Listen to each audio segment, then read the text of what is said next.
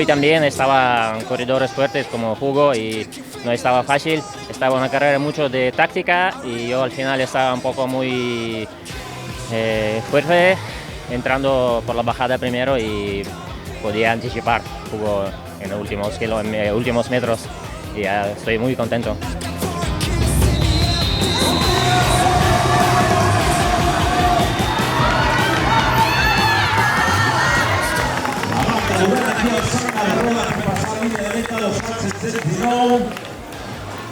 Bueno, el circuito realmente es muy rápido, quitando la primera parte que tiene una subida que tiene mucha pendiente, lo demás es muy rápido, así que la carrera se ha hecho sin muchas diferencias y hemos tenido que estar apretando todo el rato en las subidas, en las bajadas, incluso en los llanos, para poder estar delante.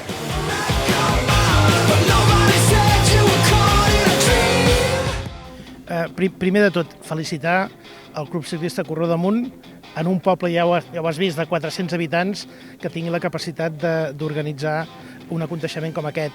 L'Ajuntament està darrere, evidentment, estem amb el que faci falta, és una cursa absolutament consolidada i el que ens vagin demanant de millora doncs, ho anirem atenent. Algú ja parlava de coses més importants, anem a que aquesta cursa C2 s'aposenti i després ja en parlarem de coses més importants.